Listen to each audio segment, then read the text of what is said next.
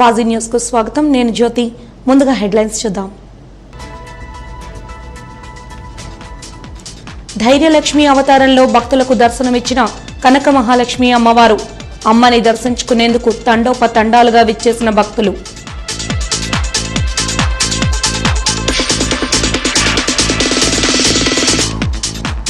అంబరాన్నంటిన వాసుపల్లి కృతజ్ఞత ర్యాలీ సంబరం. ర్యాలీలో భారీగా పాల్గొన్న వైసీపీ శ్రేణులు.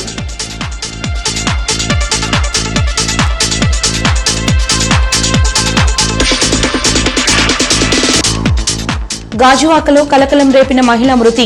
అనుమానాస్పద మృతిగా కేసు నమోదు చేసిన పోలీసులు.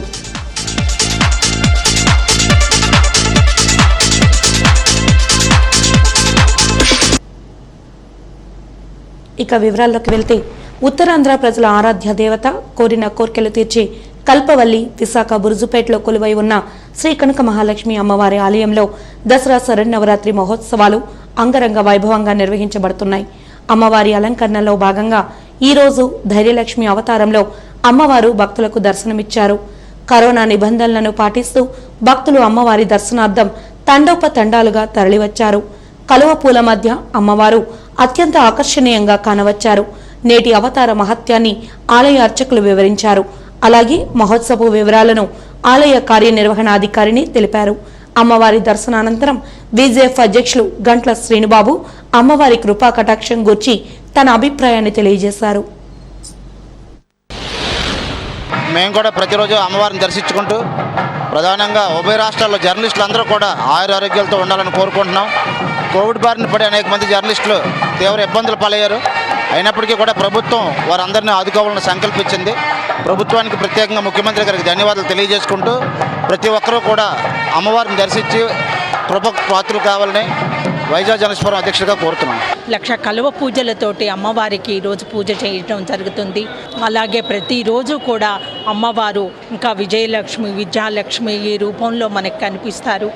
లాస్ట్ డే స్వర్ణాభరణాలతో అలంకరించి అమ్మవారిని పూజించడం ఉంది. భక్తులందరూ కూడా ఈ కరోనా రోజుల్లో ఈ చాలా జాగ్రత్తలు, నియమ నిబంధనలు పాటిస్తూ అమ్మవారి దర్శనం చేసుకోవాలి.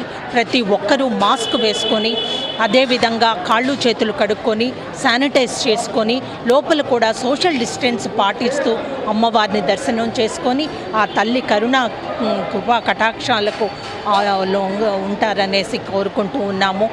ఎవరు కూడా నియమాలను అతిక్రమించకూడదు. గర్భాలయంలోకి ఎవరికి ప్రవేశం లేదు.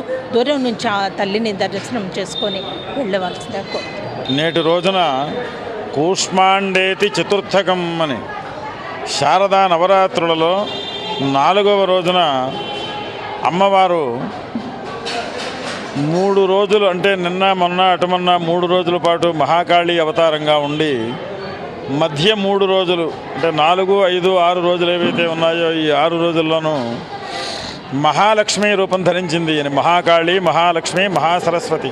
9 రోజులలో మొదటి 3 రోజులు కాళీ స్వరూపము, రెండవ 3 రోజులు లక్ష్మీ స్వరూపము, తరువాత 3 రోజులు సరస్వతి స్వరూపంగా అమ్మవారు 9 రోజులు 9 రూపములు ధరించి రాక్షస సంహారం చేసి అధర్మాన్ని అణగదొక్కి ధర్మస్థాపన చేసినటువంటి చక్కనైనటువంటి రోజులు ఇవి. శరన్నవరాత్రులు అని గొప్ప అత్యంత అనంతమైన పుణ్యాన్ని ఇచ్చేటువంటి పుణ్యప్రదములైనటువంటి రోజులు ఇవి. ఎక్కడైతే పాడి పంటలు అభివృద్ధిగా ఉంటాయో, జల సమృద్ధి కలుగుతుందో, పుష్పములు ఫలములు ఇవి ఎక్కడైతే సమృద్ధిగా ఉంటాయో అక్కడ లక్ష్మీ సమృద్ధి ఉన్నట్టు అని. ఆ లక్ష్మీ అమ్మవారు దైవానుగ్రహం చేత మనకి నేటికి కూడా ఎవరికి కూడా ఆహార ధాన్యముల కొరత కానీ క్షీరముల యొక్క కొరత కానీ లేదు. ఇటువంటి దైవానుగ్రహ సంపత్తి మనం పొంది ఉండి మనం చేయవలసింది ఏది అంటే ఈ అత్యంత పుణ్యప్రదములైనటువంటి శరన్నవరాత్రుల సందర్భంగా అమ్మవారికి కృతజ్ఞతాపూర్వకంగా పరోపకారాయ వహంతి నద్య, నది గంగా, గోదావరి, కృష్ణ, యమున మొదలుగా కలిగినటువంటి నదులు ఏవైతే ఉన్నాయో అవి వాళ్ళ యొక్క స్వార్థం గురించి ఏమీ ప్రయాణించట్లా. జీవులు ఆ నీరు జలాధారం, నీటి యొక్క ఆధారంగా ఇవన్నీ కూడా అభివృద్ధి పొందుతాయి అని చెప్పి జలములు ప్రవహిస్తున్నాయి. పరోపకారాయ వహంతి నద్య, పరోపకారాయ దుహంతి గావః. గోవులు ఉన్నాయి, ఆ గోవులు గోక్షేమం ఇస్తూ ఉంటాయి, వాటికి గడ్డి వేస్తాం మనం. ఆ క్షీర సమృద్ధి కలగాలి, అందరూ సుఖంగా ఉండాలి అనేటువంటి భావనతో పశుపాహిష్యాది పశువులన్నీ కూడా క్షీరములను ఇస్తున్నాయి. కానీ అవన్నీ స్వీకరించి మనం ఏం చేస్తున్నాము అంటే దైవానుగ్రహం నిమిత్తం కొంచెం అలసత్వం ప్రసర్దిస్తాం. అటువంటి అలసత్వము లేకుండా కృతజ్ఞతాపూర్వకముగా మనకు లభించినటువంటి హరిద్రోధము కానీ, అంటే పసుపుతో నీళ్లు, అమ్మవారు ఏమీ ఎక్కువ ఎవరి దగ్గర నుంచి కోరదు. వాడి యొక్క మనస్సు ఎలా ఉంది, భక్తి ప్రపత్తులు ఎలా ఉన్నాయి, నా యొక్క దర్శనానికి వస్తున్నాడా లేదా అనేటువంటి సద్గుణములను మాత్రమే ఆమె చూస్తుంది. కనుక ఆమెకి చేత సృష్టింపబడినటువంటి ఈ సృష్టిలో ఉన్నటువంటి వాళ్ళు 50 మంది కూడా ఆమె యొక్క సంతానమే. ఎప్పుడు ఎవరు దర్శనానికి వచ్చినా, ఎవరు ఏ కోరికలో ఏ రకములైనటువంటి ఆపదలతో వస్తారో, ఎటువంటి సుఖ సంతోషాలతో నా దగ్గరికి వస్తారో వాళ్ళ దర్శనం గురించి బాధపడకూడదు. అందరూ కూడా నా యొక్క దర్శనం సర్వకాల సర్వావస్థల యందు కలగాలి అని ఆ తల్లి 24 గంటలు దర్శనమిస్తున్నారు. ఆ కృతజ్ఞతాపూర్వకంగా మనకి ప్రకృతి ఇచ్చినటువంటి ఆ నీరు కానీ, క్షీరములు కానీ, పుష్పములు కానీ వీట్ల చేత ఈ 9 రోజుల్లోనూ ఒక్కొక్క రోజు ఒక్కొక్క విశేష ద్రవ్యముల చేత ఆరాధన చేయడం వల్ల ఆమె సంతృప్తి చెంది మనకు కావలసినటువంటి సమస్తమైనటువంటి మనోభీష్టములు కూడా ఆ తల్లి అనుగ్రహిస్తుందనేటువంటి భావనతో నేటి రోజున కలువ పువ్వులతో అర్చన చేయడం జరిగింది. ఈ ధైర్యలక్ష్మీ రూపకంగా అమ్మవారిని మనం అలంకరించుకుని భక్తి ప్రపత్తులతో నమస్కారం చేసినాం. అందరికీ కూడా ఈ ప్రసార మాధ్యమం ద్వారా చూసినటువంటి భక్త శిఖామణులు, భక్త మహాశులు 50 మందిని కూడా ఎల్లప్పుడూ కాపాడుతుంది అని చెప్పి మంగళాశాసనములు చేస్తూ, రేపటి రోజున విద్యాలక్ష్మి తప్పకుండా మీరు ఈ ప్రసార మాధ్యమాన్ని టీవీ ద్వారా వీక్షించి అవకాశం ఉన్నటువంటి వాళ్ళు అమ్మవారి యొక్క దర్శనానికి వచ్చి కృపకు పాత్రులు కావలసిందిగా కోరుతున్నాం. కరోనా విపత్కరం నుండి కొంతమేర కోలుకుంటున్న సమయంలో మరలా కార్యకలాపాలు యథాతథం అవుతున్నాయని తెలిపేందుకు పలు సంఘాలు పలు విధాలుగా తమదైన శైలిలో వివిధ కార్యక్రమాలను నిర్వహిస్తున్నాయి. అందులో భాగంగా నగర కళాకారుల ఆధ్వర్యంలో ఈరోజు కళాకారుల క్రికెట్ లీగ్ నిర్వహించి వారి ప్రతిష్టను చాటుకున్నారు. విశాలాక్షి నగర్ పోలీస్ స్టేడియంలో జరిగిన క్రికెట్ టోర్నమెంట్కి ప్రముఖ సినీ నటుడు ప్రసన్న కుమార్ విచ్చేసి కళాకారులను ఉద్దేశించి మాట్లాడారు. కరోనా సమయంలో కళాకారులు పడిన ఇబ్బందులు అనేకమని అన్నారు. వాటన్నింటినీ అధిగమించి మరలా యథాతథంగా జీవితాన్ని కళామ తల్లికి అంకితమిచ్చేందుకు సిద్ధంగా ఉన్నామని చాటి చెప్పేందుకు ఈ క్రికెట్ లీగ్ నిర్వహించినట్లు తెలిపారు. అలాగే రాష్ట్ర వ్యాప్తంగా విచ్చేసిన కళాకారులను 12 టీములుగా విభజించి టోర్నమెంట్ నిర్వహిస్తున్నట్లు ఆయన పేర్కొన్నారు.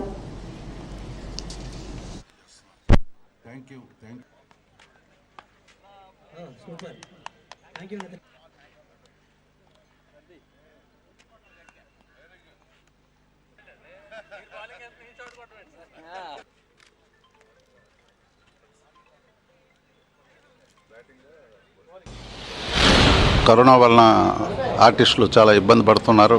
ఈ మధ్యనే షూటింగ్స్ మొదలయ్యాయి. టీవీ సీరియల్స్ ఆల్రెడీ జరుగుతున్నాయండి, సినిమా కూడా జరుగుతున్నాయి. మరి ఆర్టిస్టులు అందరూ ఉత్సాహం ఉండాలని, మళ్ళీ మనం ఈ కష్టాల నుంచి బయటపడుతున్నామని ఒక ఇండికేషన్ తోటి 12 టీములు పార్టిసిపేట్ చేస్తున్నారండి. ఒక ఆర్టిస్టులే కాదు, టెక్నీషియన్స్, అలాగే చాలామంది కూడా దీనిలో పార్టిసిపేట్ చేస్తున్నారు. ఇది కేవలం ఈ కరోనా దీని మీద పబ్లిక్ని లోపలికి అలౌ చేయలేదు, ఓన్లీ టీముల వరకు వచ్చారు. అది కూడా ఎవరు ఆడుతున్నారో ఆ టీంలు మాత్రమే లోపలికి అలౌ చేసామండి. ప్రతి కళాకారుడు కూడా హ్యాపీగా ఉండాలి. ఈ క్రికెట్ ఒక దీన్ని మనం టీవీల ద్వారా, వాజీ టీవీ, అలాగే చాలా ఛానల్స్ ద్వారా మనం చూడొచ్చు. ఈ కళాకారులు ఎప్పుడూ హ్యాపీగా ఉండాలని నేను కోరుకుంటున్నాను. టిట్కో ఇళ్లను అర్హులకు వెంటనే మంజూరు చేసి పేదల సొంత ఇంటి కళ్లను నెరవేర్చాలని సిపిఐ రాష్ట్ర నాయకులు సత్యనారాయణ డిమాండ్ చేశారు. ఈ రోజు టిట్కో ఇళ్ల బాధితులకు అండగా జీవీఎంసీ గాంధీ విగ్రహం ఎదుట ధర్నా నిర్వహించారు. ప్రభుత్వ విధానాలకు వ్యతిరేకంగా నినాదాలు చేశారు. ఈ సందర్భంగా సత్యనారాయణ మాట్లాడుతూ ఎంతో మంది పేదల సొంతింటి కలను కలగానే మిగులుస్తున్న ప్రభుత్వాలపై పోరాటాలు కొనసాగుతూనే ఉన్నాయన్నారు. అయినప్పటికీ అరకొరగానే ఇళ్లు మంజూరవుతున్నాయని, తమకు అనుకూలమైన వారికి మాత్రమే లబ్ధి పొందేలా చూస్తున్న నాయకుల స్వార్థ ఆలోచనలను అధికారులు పసిగట్టాలని కోరారు. నిజమైన పేదలకు ఇళ్లు అందించేంత వరకు తమ పోరాటం కొనసాగుతూనే ఉంటుందని హెచ్చరించారు.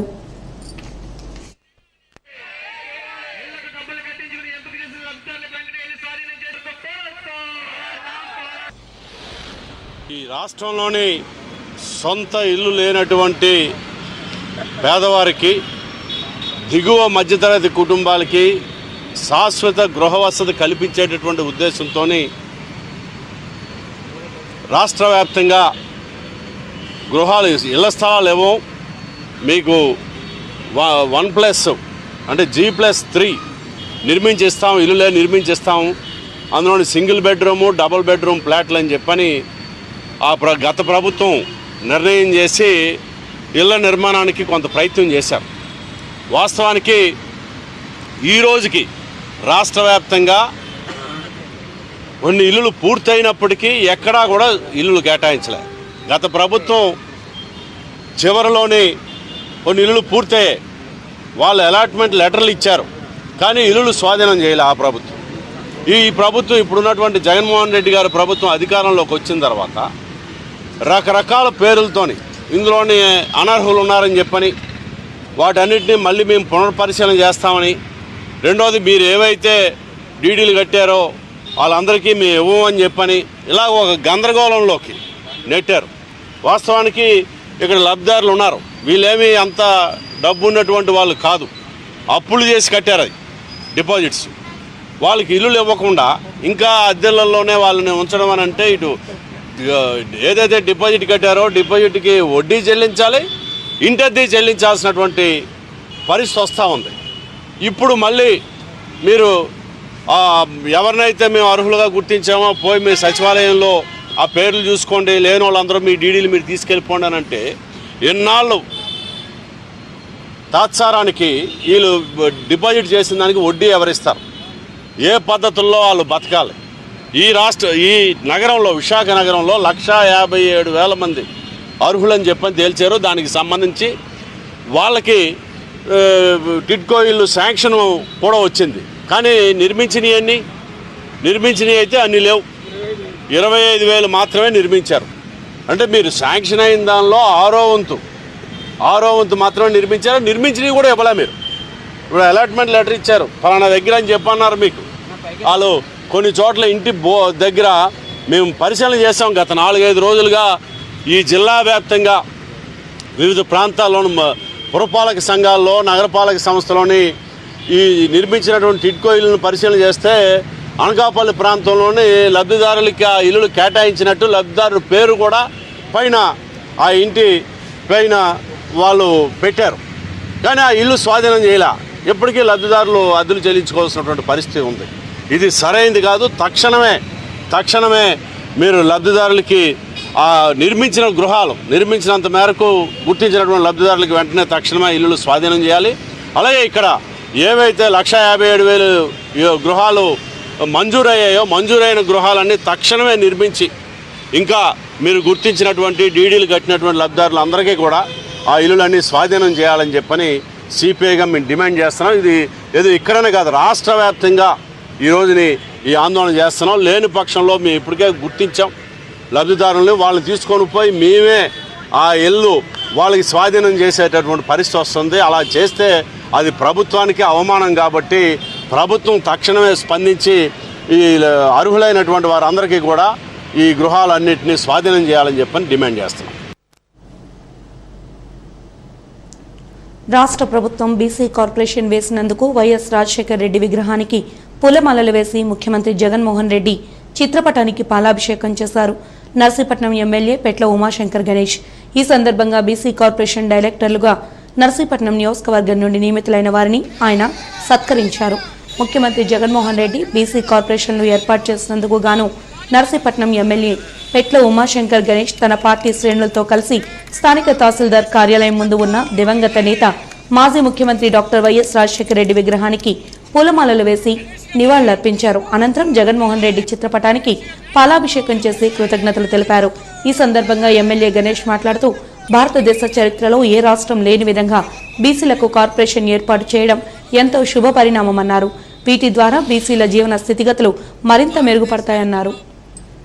ఏ రాష్ట్రంలో లేని విధంగా మరి బీసీలకు ఇటు ప్రభుత్వ పరిపాలన కానీ అటు ప్రభుత్వ పథకాల పంపిణీలో మరి పెద్ద ఎత్తున భాగస్వామ్యం కల్పించడమే కాకుండా మరి ప్రత్యేకించి 139 బీసీ కులాలను మరి వర్గీకరించి 56 కార్పొరేషన్ల ద్వారా వర్గీకరించి మరి గౌరవ ముఖ్యమంత్రి గారు ఈ నిర్ణయం తీసుకున్న సంగతి మనందరికీ తెలుసు.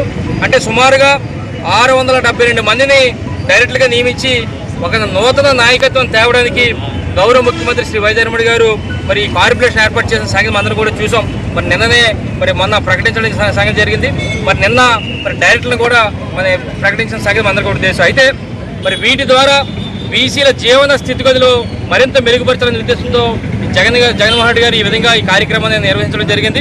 అందుకే ఇది బీసీల ప్రభుత్వం అని చెప్పి ఈ సందర్భంగా మీ అందరూ కూడా తెలియపరుస్తూ మరి బీసీల అభ్యున్నతే లక్ష్యంగా మరి పనిచేసే ప్రభుత్వం జగనన్న ప్రభుత్వం అని చెప్పి మరి మీ ద్వారా తెలియపరచడం జరుగుతుంది. బీసీలు అంటే వెనుకబడిన వర్గాలు కాదు, వెన్నుముక లాంటి వర్గాలు అని చెప్పి చాటి చెప్పిన గౌరవ ముఖ్యమంత్రి వైఎస్ జగన్మోహన్ గారికి నర్సీపట్నం నియోజకవర్గ వైఎస్ఆర్ పార్టీ తరపున వారికి ప్రత్యేక ధన్యవాదాలు తెలుపుకుంటూ మరి ఎప్పటికే బీసీల సంక్షేమం కోసం మన ప్రభుత్వం జగనన్న ప్రభుత్వం మేనిఫెస్టోలో చెప్పిన దానికన్నా మిన్నగా కేవలం ఈ 16 నెలల కాలంలోనే పలు పథకాల ద్వారా సుమారుగా 2,71,37,253 మంది లబ్ధిదారులకు గాను సుమారుగా దాదాపు 33,500 రూపాయలు ఇప్పుడే 500 కోట్ల రూపాయలు ఇప్పటికే ఖర్చు చేసిన సంగతి అందరూ కూడా చూసాం.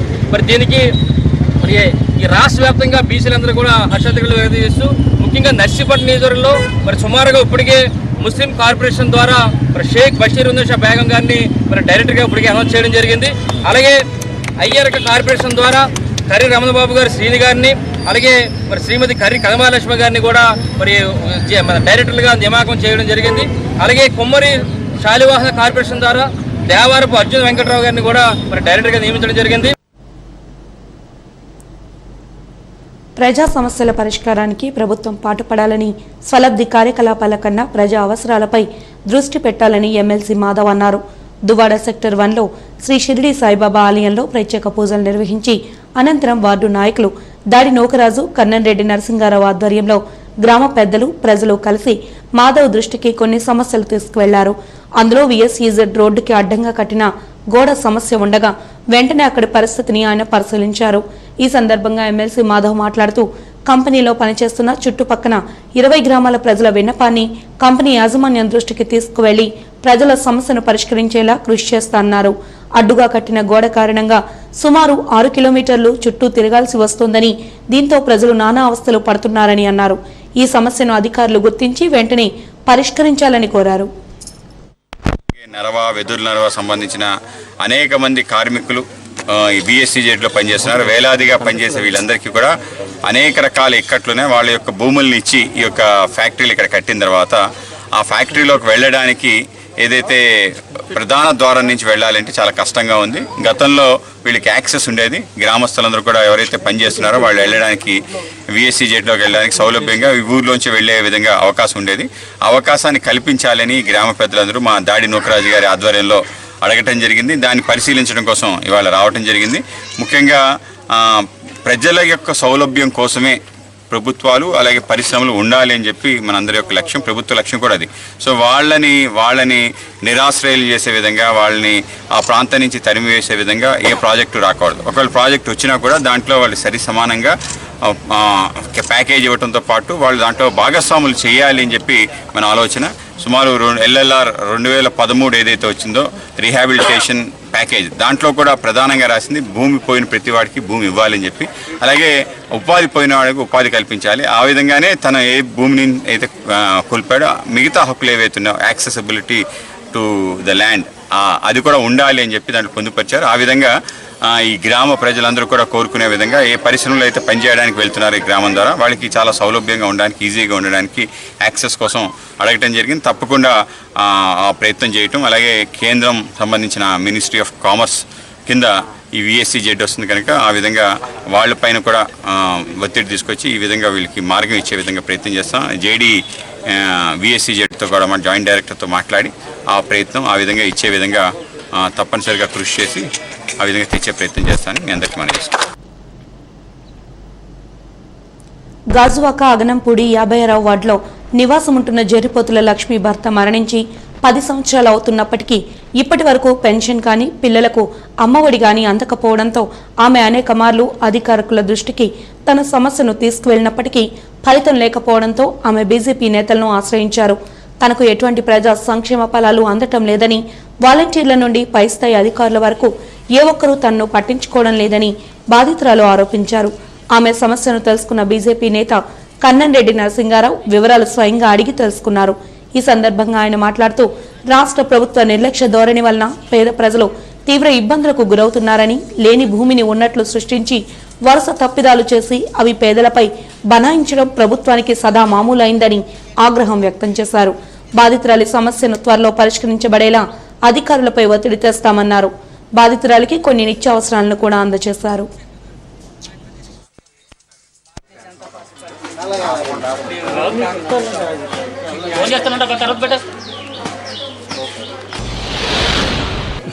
నిలువు నీడలేని ఒక నిరుపేద కుటుంబానికి 1035 ఎకరాల భూమి రెవెన్యూ డిపార్ట్మెంట్ చూపించిందంటే అది ఒక సంస్థ తాలూకా ఇబ్బందులు ఎలాగున్నాయో చూడండి. అంటే దీన్ని బట్టి రెవెన్యూ డిపార్ట్మెంటు ఏ విధంగా పనిచేస్తుంది, అది భగవంతుడి దయ వల్ల వాళ్ళకి 1030 ఎకరాలు అవసరం లేదు, 3 ఎకరాలు ఉన్నా కూడా జీవితం హ్యాపీగా గడిచిపోతుందని చెప్పేసి మనందరం కూడా ఇది చేస్తున్నామండి. దాంతోపాటు ఆ భగవంతుడు ఒక నిరుపేద కుటుంబానికి ఇంతటి అన్యాయం చేయడం కారణం దాసామాస పని కాదండి.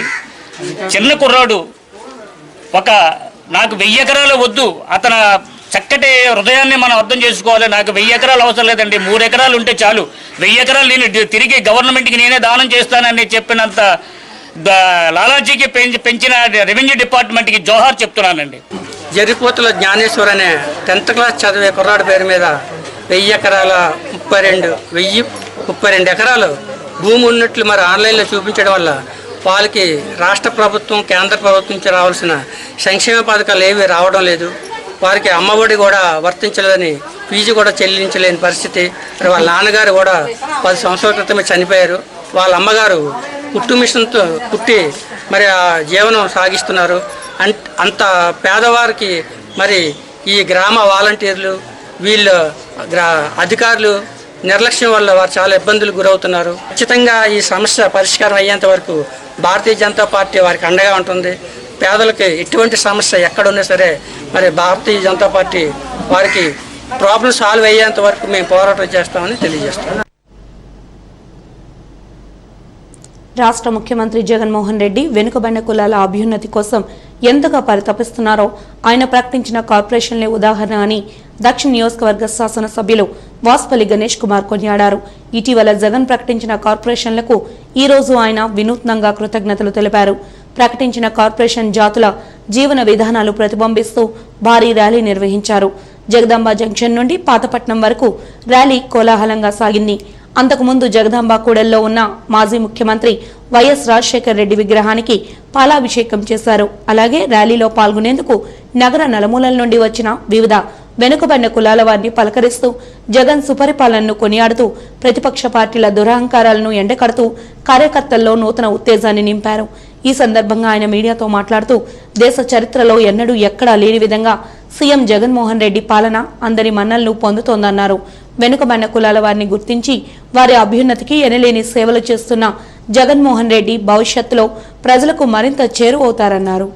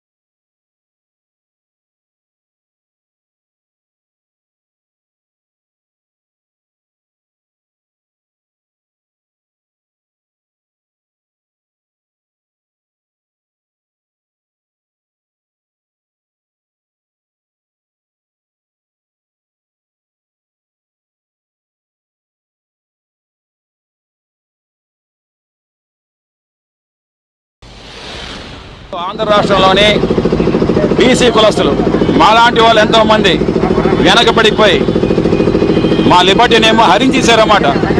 అలాంటి మా జాతులన్నింటికి కూడా చదువు ఇచ్చారన్నమాట.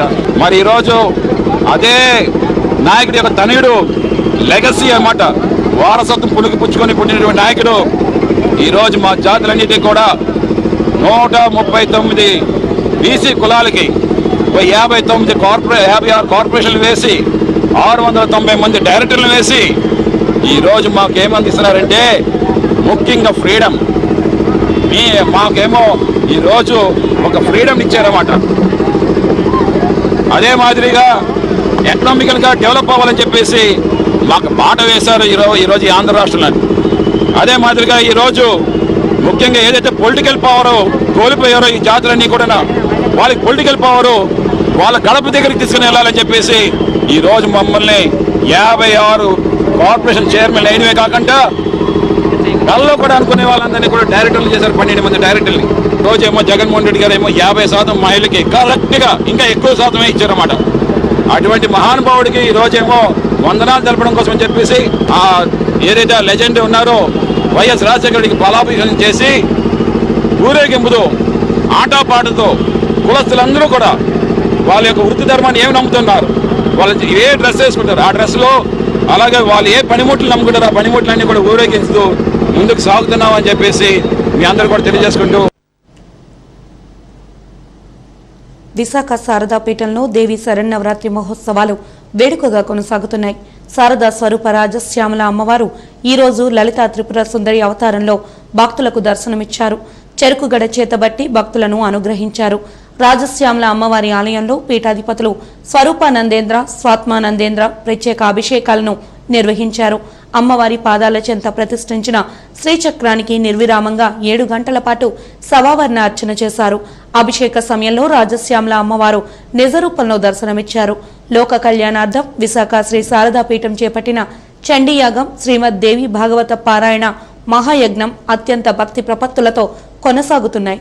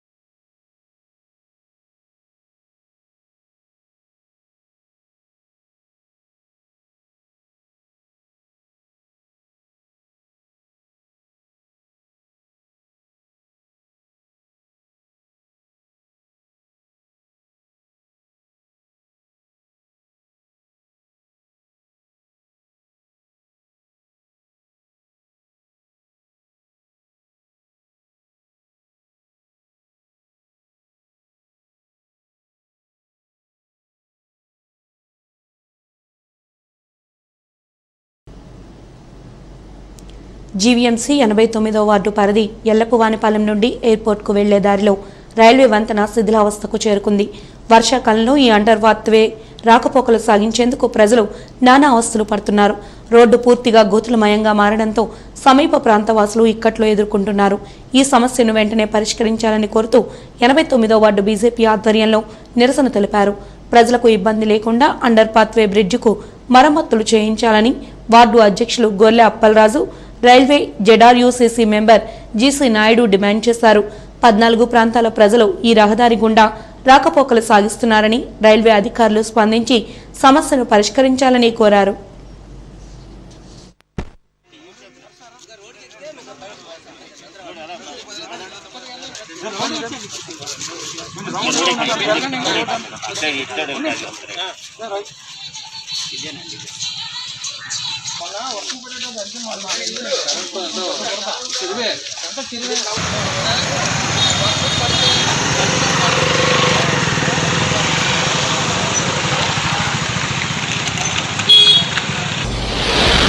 చాలా చోట్ల రైల్వే వాళ్ళు కానీ మున్సిపల్ కార్పొరేషన్ వాళ్ళు కానీ అందరూ కూడా కలిసి ఈ రైల్వే రోడ్డు బ్రిడ్జెస్ కానీ ఫ్లైఓవర్స్ కానీ అభివృద్ధి చేయిస్తున్నారు. కానీ ఇక్కడైతే ఎవరైతే ప్రజాప్రతినిధులు ఎన్నుకబడుతున్నారో వాళ్ళు కనీసం ఈ 14 గ్రామాలకి ఏ విధంగా మన ఫ్లైఓవర్ వేయాలి, దీనికోసం ఏ విధంగా చెయ్యాలి అన్న విషయం మీద మనం ఏమీ ఆలోచిస్తలేదు. ఇప్పుడు ప్రస్తుతం ఉన్న మన ఇక్కడైతే ఎమ్మెల్యే గారు కేవలం బాక్స్ కల్వర్ట్ అదేదో రామవాస్తేగా ఓ 2 2 వీలర్స్ను చిన్న 4 వీలర్స్ వెహికల్స్ చిన్న సైజు కార్లు వెళ్ళేటట్టు కోసమే ఏర్పాటు చేశారు. ఇక్కడ ఏమైనా ప్రమాదం జరిగితే ఫైర్ ఇంజిన్ రాగలదా, ఎవరికైనా అయితే పెద్ద అంబులెన్స్ రాగలదా అనే ఆలోచన మాత్రం ఈరోజు కూడా ఏ ప్రజాప్రతినిధి కూడా పెట్టలేదు. మేము ఎన్నోసార్లు దీని మీద ఫైట్ చేసాం. కేవలం కొన్ని స్వార్థాలకి లోబడి ఏదైతే గతంలో ఫ్లైఓవర్ శాంక్షన్ అయిందో దాన్ని కూడా అడ్డుపెట్టేసి ఈ రోజు వరకు కూడా ఫ్లైఓవర్ రానికుండా చేశారు. కాబట్టి దీని మీద భారతీయ జనతా పార్టీ గతంలో కూడా పోరాడింది, ఇప్పుడు కూడా మేము పోరాడతాం. ఫ్లైఓవర్ కోసం మాత్రం ఖచ్చితంగా మేము పోరాడుతున్నాం. మా సాయశక్తుల్లో దానికి ఇక్కడైతే లోకల్ మున్సిపల్ కార్పొరేషన్ వాళ్ళు సహకరిస్తే అది వెంటనే ఫ్లైఓవర్ తేనానికి మాత్రం ప్రయత్నాలు చేస్తాం. 14 గ్రామాలకు వెళ్ళే రహదారికి ఇదే మార్గం, రైల్వే అండర్ పాత్వే కింద నుంచి ఎందుకు వెళ్ళాలి. మనకు వర్షం వచ్చేటప్పుడు మొత్తం అండర్ పాత్వే అంతా కూడా మనం మోకాల వరకు నీరు చేరిపోవడం జరుగుతుంది. ఇది రైల్వే భాగంలో ఉంది. మున్సిపాలిటీ భాగం ఏంటంటే మున్సిపల్ కార్పొరేషన్ వీళ్ళు రైల్వే భాగంలో ఉందని చెప్పేసి వాళ్ళు పట్టించుకోవడం లేదు. దాంతోపాటు చూస్తే ఇక్కడ గోతులుగా అయిపోయి ఉన్నాయి. రాత్రి వెళ్ళేటప్పుడు చేసేటప్పుడు వెహికల్స్ అన్నీ కూడా గోతుల్లో పడిపోయి చాలా మంది పడిపోవడం జరిగింది. చాలా మందికి దెబ్బలు తగ్గడం జరిగింది. జెడ్ఆర్సీ మెంబర్ రైల్వే బోర్డు మెంబర్కి తీసుకొచ్చి ఈ పరిధిలో ఇక్కడ ఏవైతే ప్రాబ్లమ్స్ ఉన్నాయో వాళ్ళ దృష్టికి తీసుకెళ్దామని చెప్పేసి గతంలో కూడా 4 సార్లు డిఆర్ఎం గారికి మేము కలిసి వినతి పత్రం ఇవ్వడం జరిగింది. వాళ్ళు కూడా వచ్చి ఇంజనీరింగ్ సెక్షన్ వాళ్ళు సర్వే కూడా చేయడం జరిగింది. మేము ఇవాళ కోరుకుంటున్నాం ఏంటంటే మాకు అండర్ పాత్వే పుష్ బాక్స్ ఇప్పుడు లేటెస్ట్గా ఏదైతే ఉందో వెహికల్ ఇది ఇక్కడ లోతంటే బ్రిడ్జ్ చిన్నదైపోవడం వల్ల ఏ ఒక్క వెహికల్ కూడా పెద్ద వెహికల్ రావడం చేయడానికి ఇబ్బందికరంగా ఉంటుంది. రేపొద్దున అంబులెన్స్ రావాలనే ఈ మధులు నీళ్ళు దూరట్లేదు. అందుచేతన ఏంటంటే మాకు ఇవాళ రైల్వే అధికారుల దృష్టికి తీసుకెళ్తాం. రైల్వే అధికారులు కూడా స్పందిస్తున్నారు ప్రతి విషయంలో. అందుచేతన ఇవాళ మాకు బీజేపీ తరఫు నుంచి రైల్వే బోర్డు మెంబర్ గారు జీసీ నాయుడు గారు వచ్చేసి సర్వే చేసి ఈ నివేదిక మేము అక్కడ డిఆర్ఎం గారికి ఇచ్చేసి తొందరలో ఇవి పరిష్కారం అయ్యేలాగా మేము కృషి చేస్తామని చెప్పి కోరుకుంటూ సెలవు తీసుకుంటాం. బీసీలను అగ్రస్థానంలో నిలబెట్టిన ఘనత ముఖ్యమంత్రి జగన్మోహన్ రెడ్డికే దక్కుతుందని పెందుర్తి ఎమ్మెల్యే అన్నరెడ్డి అదిప్రాజ్ అన్నారు. 56 బీసీ కార్పొరేషన్లకు పాలక మండళ్లు ప్రకటించిన సందర్భంగా సీఎం జగన్కు ధన్యవాదాలు చెబుతూ పార్టీ శ్రేణులు నిర్వహించిన ప్రత్యేక సమావేశానికి ఆయన ముఖ్య అతిథిగా హాజరయ్యారు. చిన్నముషిడివాడలోని ఫంక్షన్ హాల్లో జరిగిన కార్యక్రమంలో సీఎం జగన్ ఫ్లెక్సీకి పాలాభిషేకం చేశారు. ఒకేసారి 56 బీసీ కార్పొరేషన్లకు చైర్మన్లు, డైరెక్టర్లను ప్రకటించడం దేశ చరిత్రలోని ఓ సువర్ణ అధ్యాయమని ఎమ్మెల్యే అదీప్ అన్నారు. నామినేటెడ్ పదవుల్లో 50% మహిళలకిచ్చి పాలనలో బీసీలను భాగస్వాములను చేసిన గొప్ప నేత సీఎం జగన్ అన్నారు. వెనుకబడిన వర్గాల అభ్యున్నతే లక్ష్యంగా పనిచేస్తున్నారని చెప్పారు. అలాంటి నాయకత్వంలో పనిచేయడం గర్వకారణమన్నారు. వెనుకబడిన తరగతుల సంక్షేమానికి తమ ప్రభుత్వం పెద్దపీట వేస్తోందని వైకాపా రూరల్ జిల్లా అధ్యక్షులు సరగడం చిన్నప్పలనాయుడు అన్నారు. ఇది సాధ్యమయ్యేటటువంటి పని అని చెప్పి నాకు అనిపించింది. నాకు 17 నెలల పాలనలో ఆయన ఇది సాధ్యమైనటువంటి నిరూపించినటువంటి ఏకైక ముఖ్యమంత్రి ఎవరైనా ఉన్నారంటే ఈ దేశంలో అది ఒక్క జగన్మోహన్ రెడ్డి గారే. సుమారుగా 56 బీసీ కులాలకు సంబంధించినటువంటి వ్యక్తులకి బీసీ కార్పొరేషన్ చైర్మన్లు ఇచ్చి సుమారుగా 20,000 కోట్ల రూపాయలు కూడా రేపు దానికి క్యాష్ ఇచ్చి కూడా ప్రజలకి బడుగు బలహీన వర్గాలు ఆర్థికంగా వెనుకబడినటువంటి కులాలందరినీ కూడా పైకి తీసుకురావాలనేటటువంటి మంచి దృక్పథంతో ఉన్నటువంటి మంచి మనసున్న ముఖ్యమంత్రి మన జగన్మోహన్ రెడ్డి గారు. గత ప్రభుత్వంలో చంద్రబాబు నాయుడు గారు చూసాం. 5 సంవత్సరాల ముందు ఆయన ఎలక్షన్ మేనిఫెస్టోలో 50,000 కోట్లు ఖర్చు పెడతానని చెప్పి ఆయన ఎలక్షన్ మేనిఫెస్టోలో పెట్టారు. పెట్టి 5 సంవత్సరాలకి కూడా సుమారుగా 16,000 కోట్లు మాత్రమే ఖర్చు పెట్టినటువంటి ముఖ్యమంత్రి అయిన ఖర్చు పెట్టి ఎలక్షన్కి 4 రోజుల ముందు తూతూ మంత్రంగా బీసీలు అంటే ఈ ప్రభుత్వంలో తెలుగుదేశం ప్రభుత్వం గౌరవం ఉందనేటటువంటి ప్రజల్లో మభ్యపెట్టడానికి 26 బీసీ కార్పొరేషన్ చైర్మన్ లేసి డైరెక్టర్లు లేదు, పాలకవర్గం లేదు, వాళ్ళకి నిధులు లేవు, విధులు లేవు, ఆఫీసులు కూడా లేనటువంటి పరిస్థితుల్లో ఏదో మొక్కుబడితంతుగా చంద్రబాబు నాయుడు గారు చేస్తే ఈయన ఒక ప్రణాళికాబద్ధంగా మొత్తం 133 కులాలని చూసి వాళ్ళని 56 కార్పొరేషన్ చైర్మన్లుగా ఈ యొక్క 1 ఇయర్లోనూ కూడా దాని మీద కసరత్తు చేసి సుమారు 725 డైరెక్టర్ కూడా త్వరలో విడుదలయ్యేటటువంటి పరిస్థితి. అంటే ఇప్పటి వరకు బీసీలు ఏంటంటే మిగతా అగ్రకులాలన్నీ పరిపాలిస్తున్నటువంటి పరిస్థితుల్లో మీ పరిపాలన మీరే చేసుకోండి అనేటటువంటి ఇండైరెక్ట్గా ఇది వాళ్ళకి అధికారం ఇచ్చినటువంటి ప్రభుత్వం జగన్మోహన్ రెడ్డి గారి ప్రభుత్వం. బీసీ వర్గాల ప్రజలందరూ కూడా ఒక పండుగ వాతావరణంలో ఆనంద ఉత్సాహంలో అందరూ కూడా ములుగు తేలుతున్నటువంటి పరిస్థితి మనం చూస్తున్నాం. దేశ చరిత్రలో ఎప్పుడు ఎక్కడా లేనటువంటి విధంగా ఈ ఆంధ్ర రాష్ట్రంలో బీసీలందరికీ కూడా పెద్దపీట వేస్తూ ఇవాళ ప్రతి ఒక్కరికి కూడా బీసీ వర్గంలో పుట్టినటువంటి ప్రతి ఒక్కరికి కూడా గౌరవం దక్కేటువంటి విధంగా, ప్రతి కులానికి కూడా గౌరవం దక్కేటువంటి విధంగా 139 కులాలకు గాను 56 కార్పొరేషన్లు వేసి 56 కార్పొరేషన్లకి కూడా చైర్మన్లు నియమిస్తూ, అంతేకాకుండా ప్రతి కార్పొరేషన్లోని మళ్ళీ 13 మంది డైరెక్టర్లు కూడా నియమించడం అటువంటిది మనం చూస్తున్నాం. ఇది నిజంగా ఒక గొప్ప ప్రక్రియ అని అయితే నేను తెలియజేస్తున్నాను. ఎందుకంటే బీసీలు అంటే వెనుకబడినటువంటి కులాలు కాదు, వెన్నుముక్క లాంటి కులాలు అనేటువంటి విధంగా ఇవాళ జగన్మోహన్ రెడ్డి గారు ఇవాళ తీసుకున్నటువంటి నిర్ణయం ఒక ఉదాహరణ అని చెప్పి నేను తెలియజేస్తున్నాను. బీసీలకు అనేటువంటి పెద్దపీట వేస్తూ బీసీలు అంటే వెనుకబడినటువంటి తరగతులు కాదు, బీసీలు అంటే ఇవాళ అందరికీ కూడా ఒక బ్యాక్ బోన్ లాంటి వాళ్ళు అనేటువంటిది ఇవాళ జగన్మోహన్ రెడ్డి గారు నిరూపించారు. అంతేకాకుండా మరి ఇప్పటికే బీసీలకి మరి వైఎస్ఆర్ కాంగ్రెస్ పార్టీ ప్రభుత్వం ఏ విధంగా మేలు చేసింది అనుకున్నది ఒకసారి మనం చూసుకుంటే, ఎంత ప్రాధాన్యత ఇచ్చింది అనుకున్నది మనం చూసుకుంటే, మరి మంత్రివర్గంలో బీసీలకు పెద్దపీట వేయడం జరిగింది. ఉప ముఖ్యమంత్రి పదవితో సహా 7 మంది బీసీలకి మరి మంత్రి పదవులు ఇవ్వడం జరిగింది అన్నటువంటి తెలియజేస్తున్నాం. అంతేకాకుండా ఒక శాసనసభ స్పీకర్ పదవిని కూడా మరి బీసీకి ఇవ్వడం జరిగింది అన్నటువంటిది మరి తెలియజేస్తున్నాను. విశాఖ శివారు అగ్నంపూడిలో ఓ మహిళ అనుమానాస్పదంగా మృతి చెందింది. మృతురాలి ఒంటిపై గాయాలు కనిపించడంతో పోలీసులు అన్ని కోణాల్లో దర్యాప్తు చేస్తున్నారు. శ్రీకాకుళం జిల్లా ఎడ్చర్లకు చెందిన బండి లక్ష్మణ్ రామలక్ష్మి దంపతులు అగ్నంపూడిలో నివాసం ఉంటున్నారు. వీరికి 2 పిల్లలు ఉన్నారు. లక్ష్మణ్ ఫార్మా కంపెనీలో పనిచేస్తున్నాడు. కాగా వీరిద్దరి మధ్య తరచూ గొడవలు జరుగుతున్నట్లు తెలిసింది. ఈ క్రమంలో రామలక్ష్మి ఉరివేసుకుని ఆత్మహత్యకు పాల్పడినట్లు పోలీసులకు సమాచారం రావడంతో దువ్వాడ పోలీసులు ఘటనా స్థలాన్ని పరిశీలించారు. మృతురాలి ఒంటిపై గాయాలు కనబడడంతో అనుమానాస్పద మృతిగా పోలీసులు కేసు నమోదు చేశారు. భర్త లక్ష్మణ్ను పోలీసులు అదుపులోకి తీసుకున్నారు. పెళ్లైన తర్వాత కొన్నాళ్ల పాటు ఫార్మా కంపెనీకి దగ్గరలోని పరవాడలో నివాసమున్నారు. ఇటీవల కరోనా వ్యాప్తి నేపథ్యంలో అక్కడ ఇల్లు ఖాళీ చేసి మళ్లీ సొంతూరు ఎడ్చెర్ల వెళ్లిపోయారు. నెల రోజుల క్రితమే అగ్నంపూడిలో ఇల్లు అద్దెకు తీసుకుని నివాసం ఉంటున్నారు. భార్యాభర్తల మధ్య కలహాలు ఏర్పడడంతో ఆమె మృతి చెందినట్లు చెబుతున్నారు. మృతదేహాన్ని పోస్టుమార్టం నిమిత్తం కేజీహెచ్కు తరలించారు. ఇరువురి కుటుంబ సభ్యుల మధ్య పోలీసులు వివరాలు సేకరించారు.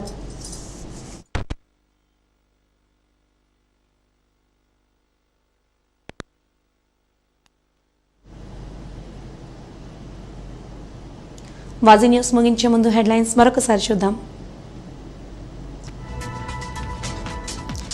ధైర్యలక్ష్మి అవతారంలో భక్తులకు దర్శనమిచ్చిన కనక మహాలక్ష్మి అమ్మవారు. అమ్మని దర్శించుకునేందుకు తండోపతండాలుగా విచ్చేసిన భక్తులు.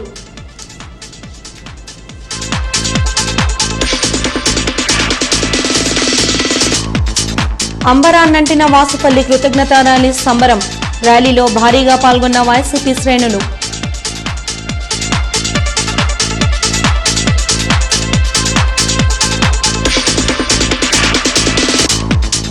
గాజువాకలో కలకలం రేపిన మహిళ మృతి. అనుమానాస్పద మృతిగా కేసు నమోదు చేసిన పోలీసులు.